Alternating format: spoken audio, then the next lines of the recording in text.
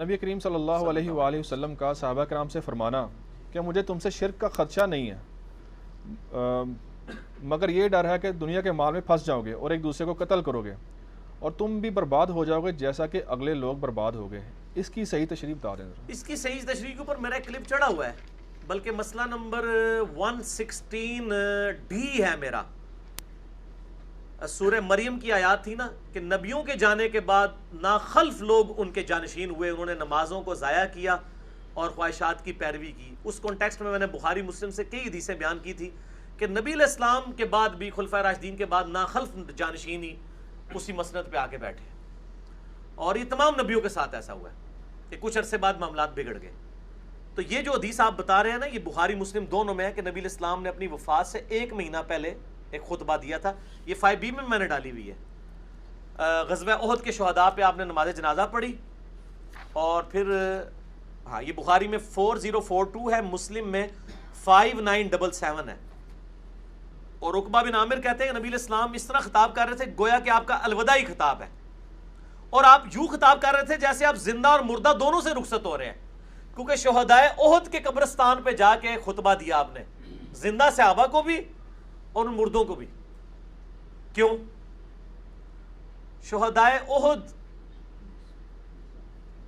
جو اس کیفیت سے گزرے تھے وہ سورہ آل عمران میں آئی ہے کہ مال غنیمت کی سمیٹنے کی محبت کی وجہ سے، دنیا کی محبت کی وجہ سے احد کی فتح شکست میں بدل گئی تھی۔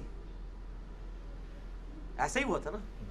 تو نبی علیہ السلام نے اصل میں وہاں پہ خطبہ اس لیے دیا تاکہ لوگوں کو پتہ چلے کہ دنیا کی محبت سے بچنا ہے۔ دوسرا، احد میں وہ صحابہ شہید ہوئے تھے کہ جن کی قربانی کی وجہ سے اسلام نے کل کو تینوں بر اعظموں میں پہنچنا تھا۔ نبی علیہ السلام کو وہ اپنے سارے جانثار یاد تھے، خصوصاً امیر حمزہ رضی اللہ تعالیٰ عنہ۔ تو نبی علیہ السلام نے ان کو خطاب اس لیے کیا تاکہ پتہ چلے کہ ان کی قربانیوں کی لاج رکھنا، محنتیں ان کی ہیں، کل کو پھل تم لوگوں نے کھانے ہیں۔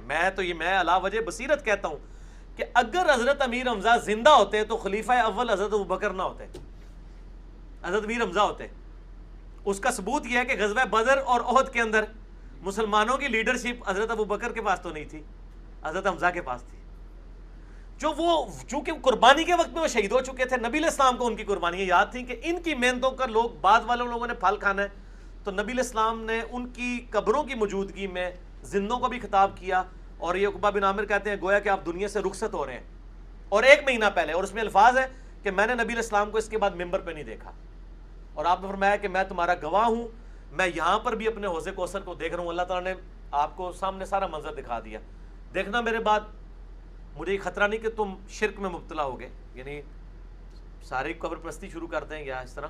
آپ کو کانفیڈنس تھا کہ صحابہ کی تربیت، البتہ مجھے خطرہ ہے کہ تم دنیا کے مال میں پھنسو گے اور پھر تم اسی طرح ہلاک کر دیے جاؤ گے جس طرح کہ اگلی قوم ہے۔ اور پھر آپ دیکھ لینا، یعنی 30 سال تک کی معاملات صحیح رہے ہیں، اس کے بعد تو پھر دنیا پرستی نظر آئی ہے نا۔ وہ آپ کربلا والے سچ پیپر میں دیکھ لیں، میں پھر ان اور پاسے ٹور پاؤں گا۔ ایسے بہت کچھ ہے بھائی، ایسے باقاعدہ، یعنی اس میں جو C نمبر ہیڈنگ ہے نا، 26 نمبر سے آن ورڈ، اس کی ہیڈنگ ہی ہے رسول اللہ صلی اللہ علیہ وسلم نے اپنی وفات سے 1 مہینہ قبل مستقبل میں ہونے والے حکومتی بگاڑ سے متعلق خبریں دے دی تھی۔ یہ لفظ مستقبل ہے لیکن مستقبل بولا جاتا ہے۔